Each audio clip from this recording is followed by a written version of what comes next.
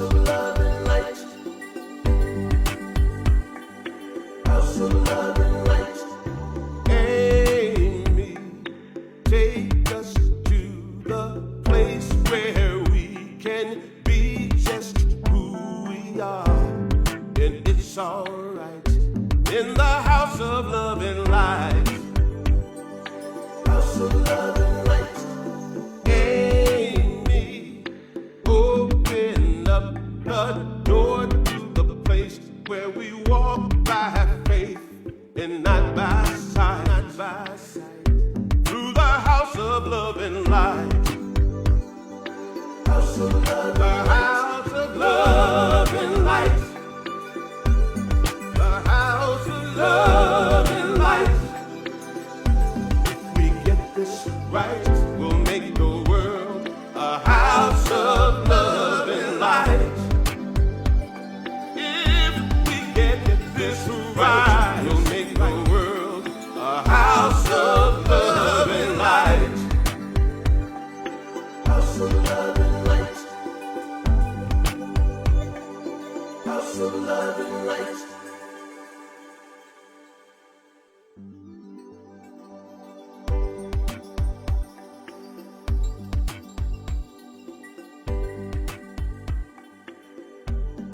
Good morning.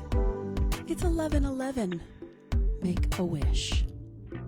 Welcome to House of Love and Light. I'm Amy Steinberg, and I am so happy that you are joining me on this morning.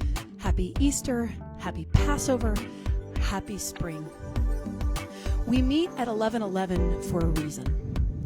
2 11s are like 2 doors to a higher consciousness.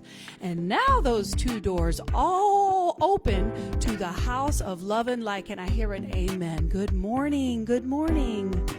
Today we have a wonderful collection of people from all over the country. I have somebody joining from Portland, somebody who's based in New York, Colorado. We have San Diego, all kinds of things coming to the house today. So I'm so grateful that you joined me.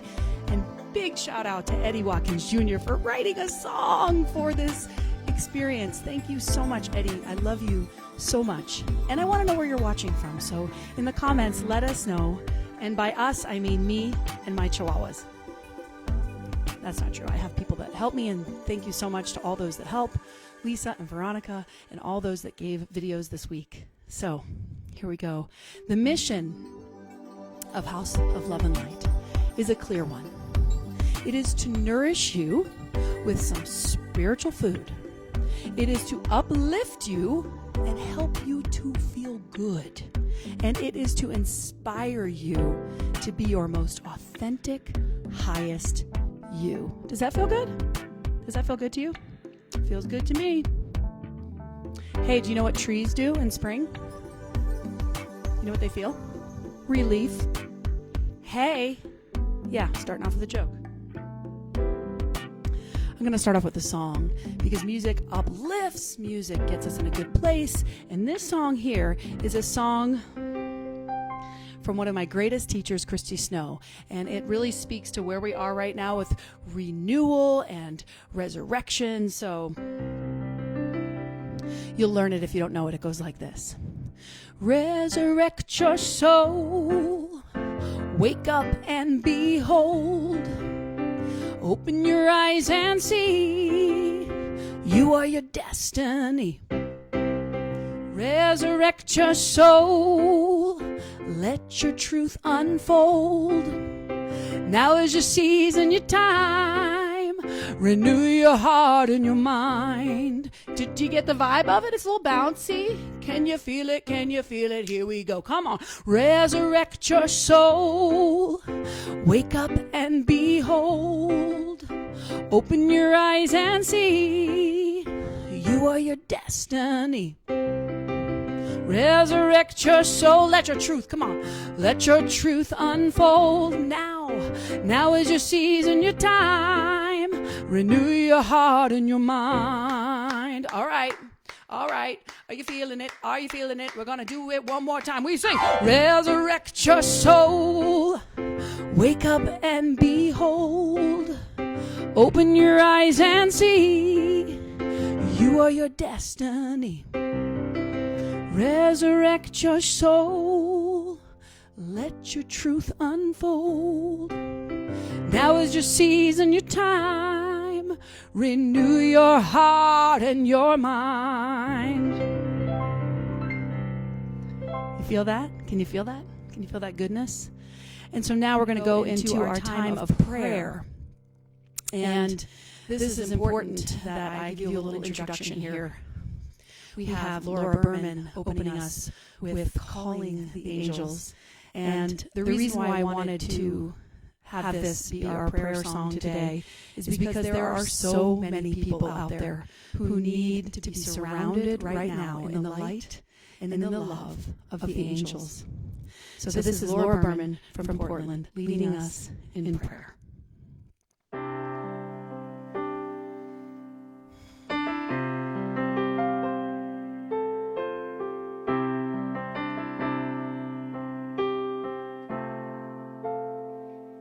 Calling the angels.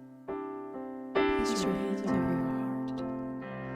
Calling the angels.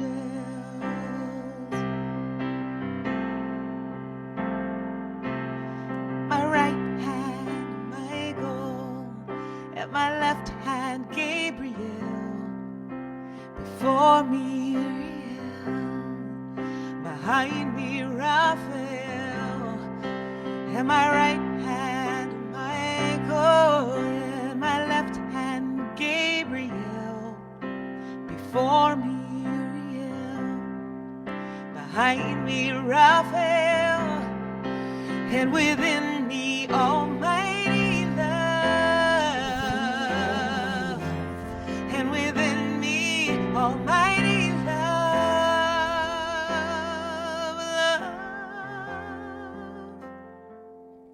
Calling the angels. Oh, Right now, right here. I recognize and honor the divine that is within this moment, that is connecting us through the internet, that is shining the light through these words into your ears, into your heart, knowing that God is good and that love and light will overcome. And there is a sweetness. There is a sweetness during the springtime that I declare and know a resurrection, a renewal, a rising up of the human spirit as we come together on this day, in this moment, to celebrate, to appreciate, to get higher and open wide to the goodness that is. I say thank you, thank you, thank you, God. Thank you, God. Thank you, good. Thank you, Goddess. Thank you, energy of life for this moment right now. And so it is. Amen.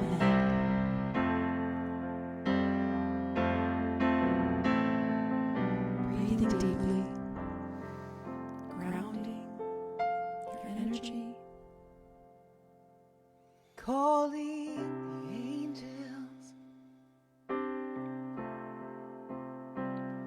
Calling the angels. Oh, oh, oh, calling the angels. Oh, the angels. Yeah, calling the angels. And within me, almighty love. And within me, almighty love, love. And within me is love.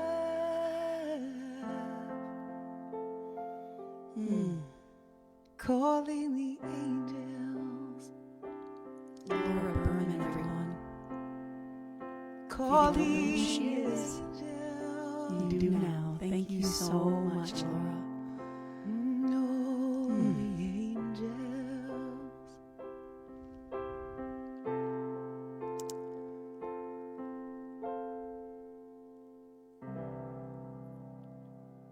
That's my sister right there.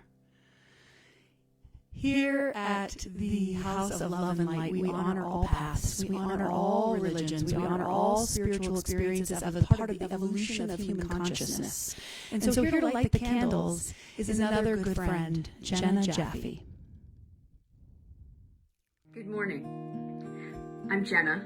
I light a candle for the Eastern religions. Hinduism, Buddhism, and Taoism that teach us about harmony, karma, and the way. I light a candle for Judaism, Christianity, and Islam, teaching us about tradition, forgiveness, and surrender. I light a candle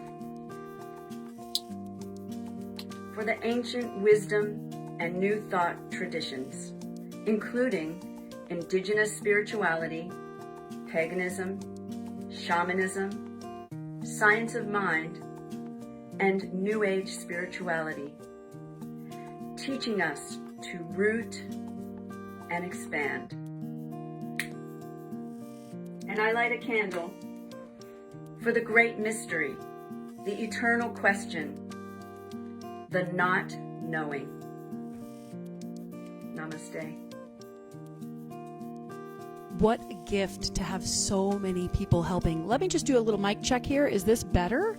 I'm not sure, and I know there's a little bit of a lag here because we're using a program called OBS, which is a fantastic thing that makes us able to pipe in these videos like this. So hopefully this is better now. I'm not sure.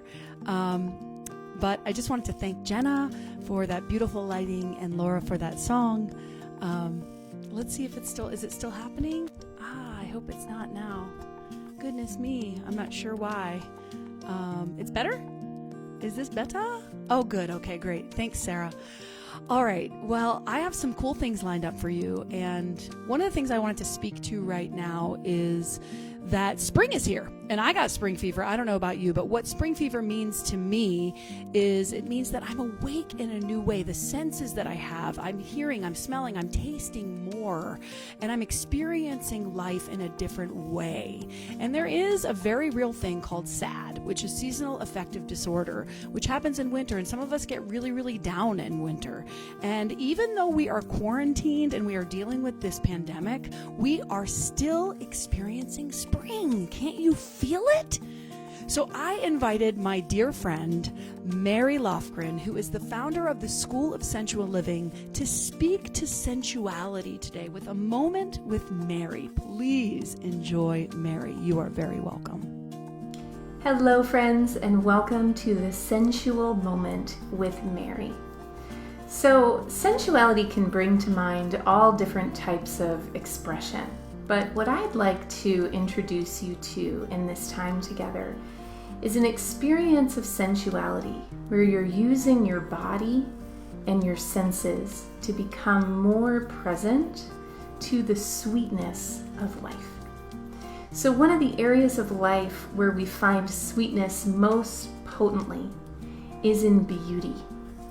And when it comes to savoring through our senses, it's very easy to imagine savoring a piece of summer cantaloupe on your tongue through your sense of taste, or savoring a piece of music at the orchestra or the Philharmonic. But when it comes to our sense of sight, we don't typically think of our sense of sight as a way in which we can connect to that sweetness and that divine energy. And I'd like to offer you a different experience of that today. So here I have a rose, and I want you to imagine that you are in my home as my guest and you see this rose on the table and you just look at it and then you look away. And just noticing what you felt, how you feel in your body, what you saw. And now we're going to use your sense of sight to savor the full beauty of this rose and explore what it's like when we allow ourselves to fully take in the sweetness of beauty and not look away.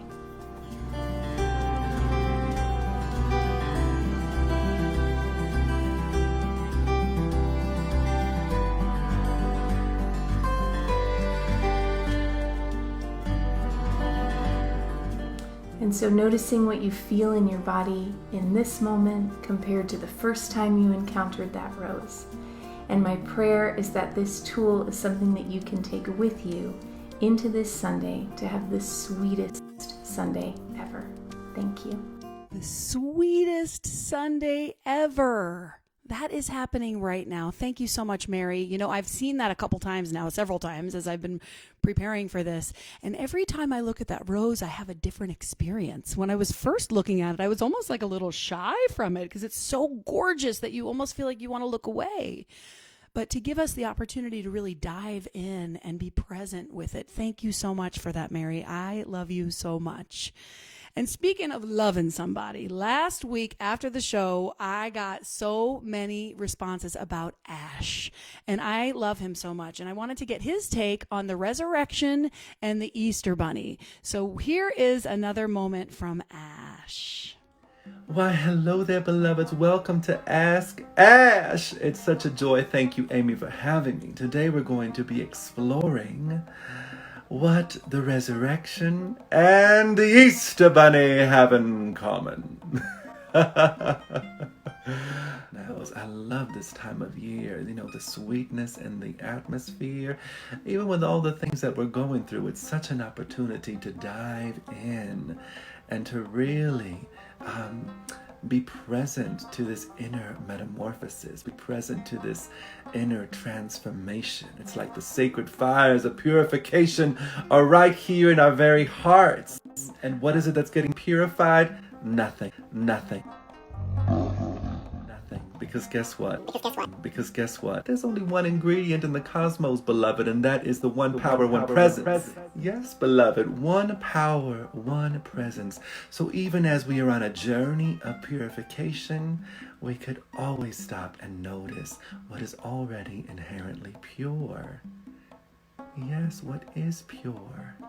I mean, goodness gracious, is this the divine, sacred, holy moment of all the cosmos right now? Or is it not, beloved?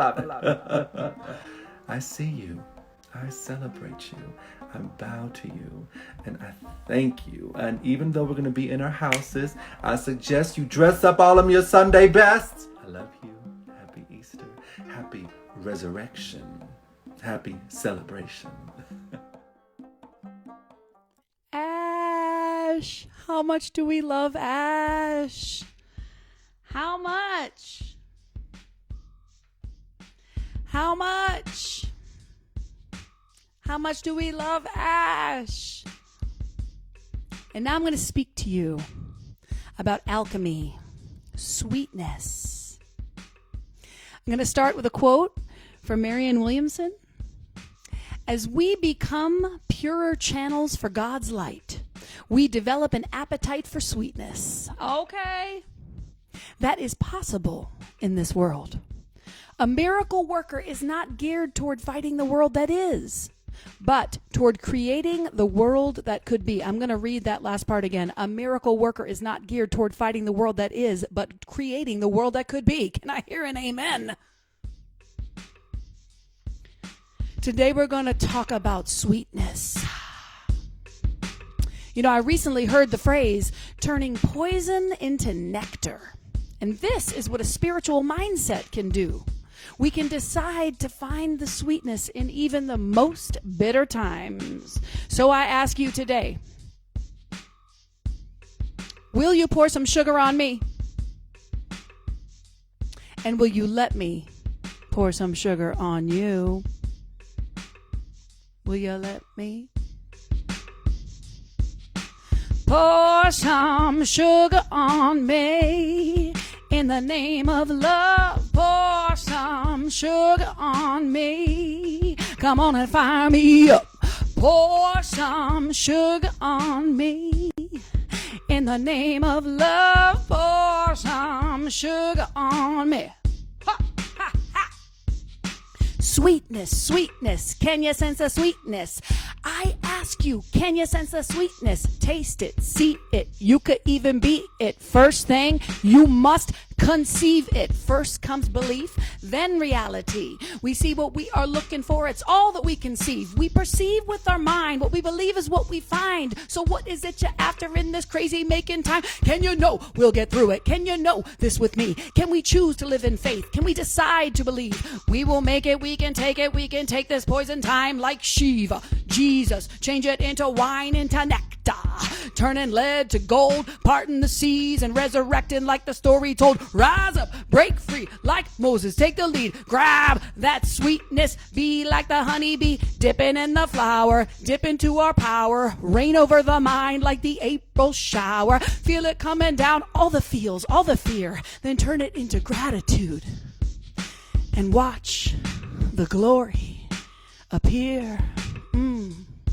I said, pour some sugar on me. In the name of love, pour some sugar on me. Oh, in the name of love. In the name of love. In the name of love. There's so much to talk about today. It's Easter, and we're in Passover. And, of course, there is the pagan origins of all the celebrations, and we can talk about spring. What is your favorite part about spring? Tell me in the comments. And I want to tell you that I'm so excited about spring that I wet my plants. Boom, boom. Okay, so I want to acknowledge that this is a weird time for all of this because it's really a time when we have a lot of gathering. At Passover, we meet around the table for the Seder. Everybody goes to church on Easter. I mean, everybody goes. The CEOs, the Christmas Easter only, as my old minister Kevin Busey used to say. Everybody goes to church. Everybody gets excited about this time of year. And not only that, if you're not religious and you're just more of a spiritual person, you don't even go to a gathering. You're used to getting out in the spring, having gatherings. So I honor and acknowledge that we are all having a different kind of spring experience right now. But I am determined to find the sweetness in it. And the question for today is, are you seeking the sweetness? I have a pet bee. They meet me outside every day. Do not tell me that it's not the same bee every time, because I know it's the same bee, and their name, I have named them. Their name is Baby Bee, and they are a member of my family now. And you know I'm fully talking to the creatures now. You know I'm fully talking to the creatures because I am Amy Snow White Berg at this point. And so I was talking to them, and they're gender nonspecific. I'm honoring that. And I was talking to Baby Bee, and I asked them how they make honey. I was so curious. I always wanted to know, how do bees make honey? And you know what that bee told me? He said, Google it. They said, Google it. And I was just like, how rude. Bees are rude. I mean, it is my first bee friend, so I didn't know. Anyway, I am always interested in, when I see an animal, what that totem, what the symbolism means. So the first thing when I Googled came up was that bees are a reminder to trust in miracles. And I found that to be so cool because I was using the quote from Marianne Williamson about being a miracle worker. Here's some facts about bees. There are so many facts. I just picked a couple of my favorites. Bees communicate through dancing. How much do you love that? I know I do too. And of course, we know that local honey helps with allergies, and honey has always been recognized as medicinal. It lasts for thousands of years. Basically, bees and honey are totally freaking amazing, and there are so many facts about them, especially if you have kids. I encourage you, after this is over, to go and Google it and talk about the bees. Now, the most fascinating thing that I learned was about the honey. And if you don't know this, honey is made from regurgitated nectar. Yes, bee throw up. Not only that, it is often regurgitated from one bee to another bee to another bee to another bee. So honey is just bee vomit. And now I understand why my pet bee Baby told me to Google it, because maybe they were experiencing some kind of shame around it. No? So I am here right now to regurgitate some nectar to you. that I have gathered, and I will speak it into your mind and your heart, and you can pass it along, and we can make some honey together. Amen. Hallelujah. So let's get into it. First, I want to do a little bit of religious and spiritual history because it's so interesting this time of year. So according to Dr. Tony Nugent, a teacher of theology and religious studies in Seattle, the Easter story comes from the ancient Sumerian legend of Ishtar. Ishtar is grief-stricken from the loss of her beloved, and so she follows him into the underworld. And in the underworld, she is judged, killed, and then hung on display. The ultimate love story. And there are so many myths and stories, reoccurring themes of fertility and renewal and descent into darkness and then triumph of light over darkness. There's also the pagan roots. There is the celebration of Estra, the goddess of spring, also known as Ostara, Ostra, and Istra. This painting right here, I want to give a shout out to Helena Nelson, who gave us permission to use this beautiful painting. But the interesting thing is that that Ostara is often depicted with a bunny, just like in this picture, a hare. And this animal represents the arrival of spring, as well as the fertility of the season. And I've always been curious about why Easter has bunnies and eggs, because it turns out that bunnies don't lay eggs. So this mythology, the story, it's cool. There's actually a story about it, that Ostara healed a wounded bird by turning it into a bunny. But it was still partially a bird, so the hare showed its gratitude to the goddess by laying eggs as gifts. So technically, the Easter bunny is a bunny-bird bi-species hybrid creation. How cool is that? The egg is a symbol for forever, from about fertility and renewed life, and the custom of giving eggs at Easter celebrates new life. So whether it is a holiday commemorating the resurrection of Jesus or a time to enjoy the spring, to celebrate egg decorating and Easter bunnies, the celebration of Easter still retains the same spirit of rebirth, renewal that it has for thousands of years. To align with our theme of alchemy, I think of the cross. Now, I don't wear crosses because I'm like a Jewish girl and I was told never to wear them, but I think they're just the most beautiful, beautiful symbol. And it's interesting because it was a form of capital punishment. And there's a great rap lyric from KRS-One that says that Christians who wear a cross are wearing an electric chair around their neck, which is definitely an interesting perspective. But I think about something different. I think about the wearing of a cross as alchemy. It is taking a violent, painful symbol and turning it into, alchemizing it, if you will, into the symbol for the ultimate love of God. And to me, that's the story of Jesus, as the ultimate love story. I died for you. I will rise again. It is the story of unconditional love and sacrifice. Breathe there. That's big. Now, in the New Testament, Passover and Easter are tied together. Jesus enters Jerusalem and gathers his disciples to celebrate the Passover meal, the Last Supper. And soon he is arrested, tried, and executed on the cross, dying just before the beginning of the Sabbath. And then on Sunday morning, his followers are astounded to find his teacher appearing to them as alive, not dead. This miracle. Now, Easter doesn't just share the same week with Passover. They are about the same thing in essence. Dead rising to new life, freedom and change, freedom from bondage. Passover is the story, if you don't know, it's the story of Moses leading the Israelites, leading them out of the Pharaoh's slavery. And this lesson of Passover is the lesson that sweetness outweighs every challenge, every obstacle, and every catastrophe.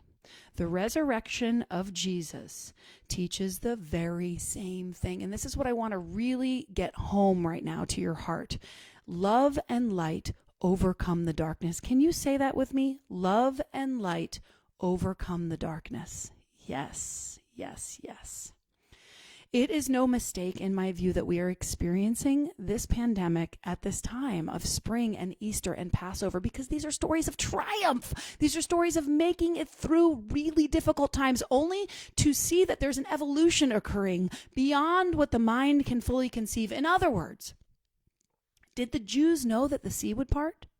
Or did they take one step after another, following their leader and believing in God? And how about the followers of Jesus? Did they for one moment think that that stone would be rolled away and they would be gone only to be seen again? I believe that these stories and writings are metaphors for the human spirit. We are resilient. Say it, I am resilient. We are strong. Say it, I am strong. We are imaginative. Say it, I am imaginative. And we are prepared for this journey. Oh, hell yes, we are.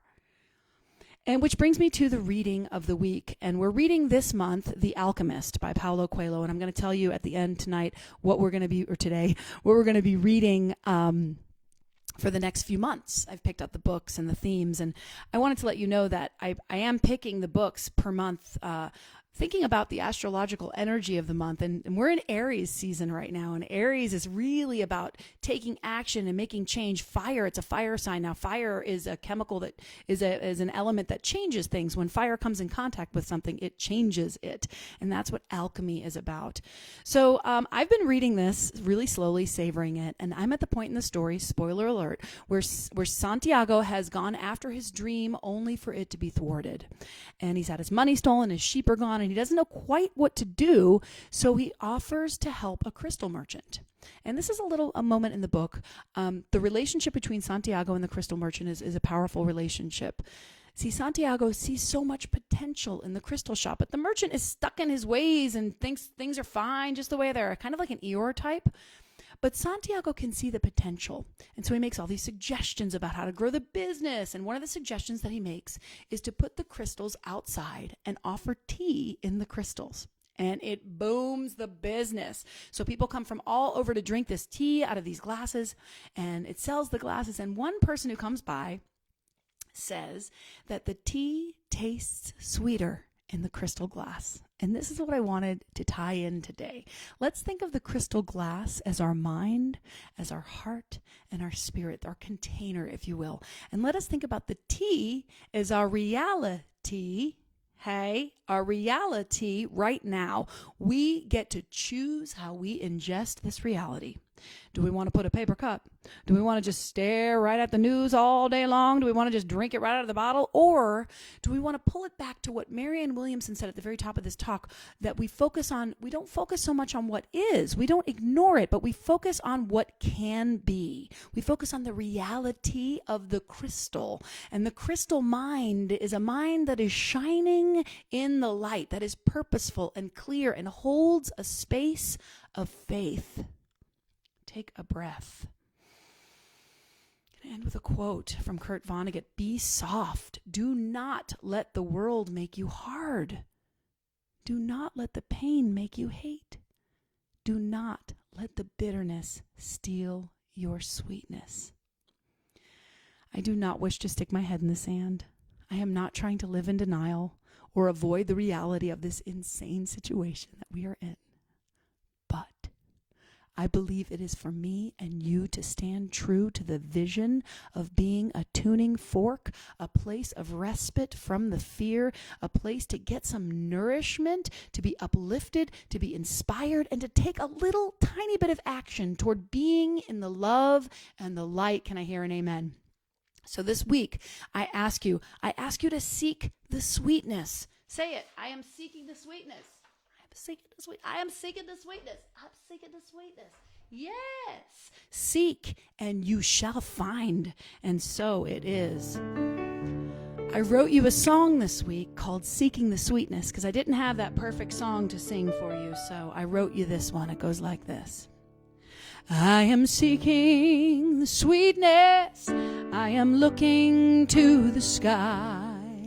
I am seeking the sweetness, 'cause I know we're gonna rise. I am seeking the sweetness, and I don't wanna fight. I am seeking the sweetness of an everlasting light. And you find it in the eyes of a lover and in the shine of the sun. In this holy moment, when I remember that we are one, in this time of prayer and in the slowing down. This is where the sweetness is found. I know, I want you to clap along. We're going to break it down. I am seeking the sweetness. I am looking to the sky. Hey, I am seeking the sweetness, 'cause I know we're gonna rise. I am seeking the sweetness. No, I don't wanna fight. I am seeking the sweetness of an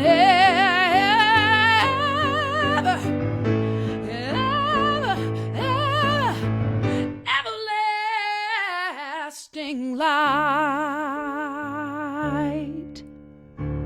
From Rumi, find the sweetness in your own heart, and then you may find the sweetness in every heart. Namaste. I do want to tell you, I guess it'll be at the end when I tell you about the things we're going to be reading. But I want to thank everybody for being a part of this, and I want to let you know that there will be some offerings after this.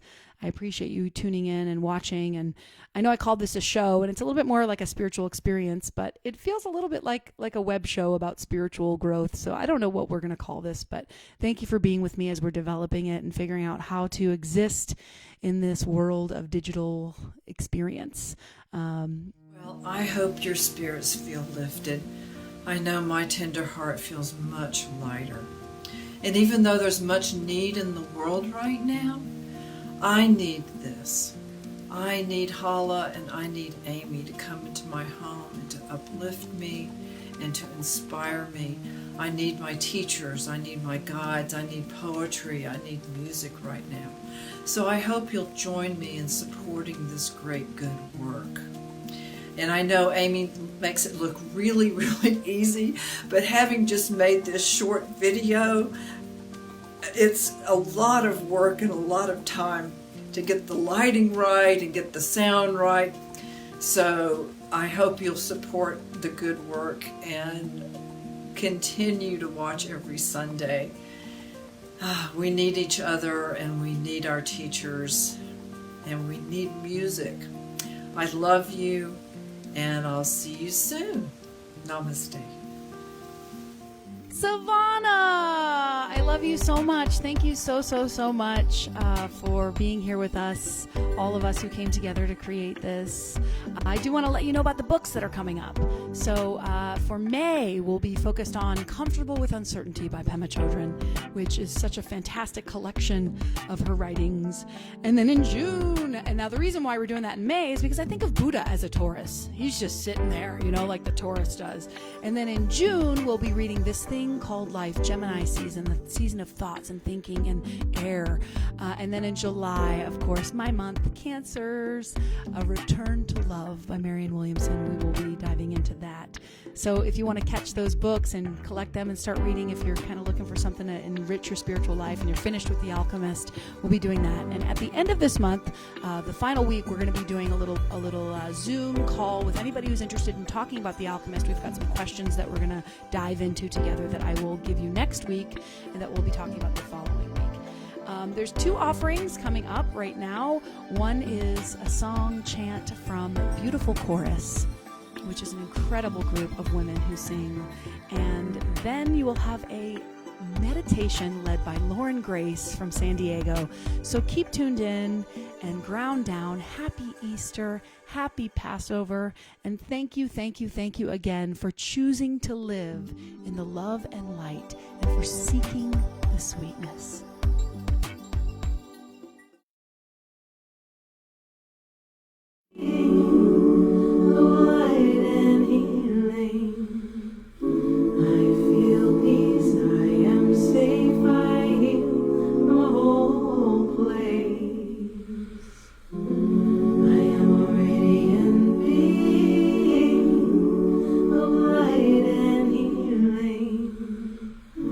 I feel peace.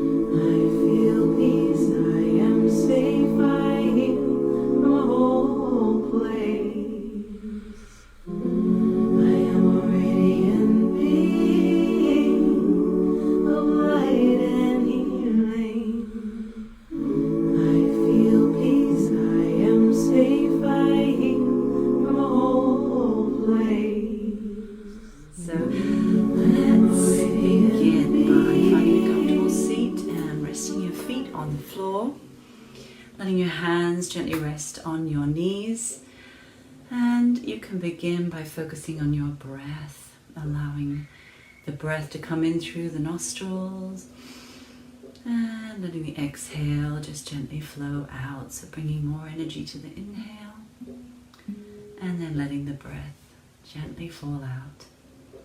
You can imagine a beautiful ocean sound and allowing your breath to begin to sound like that ocean.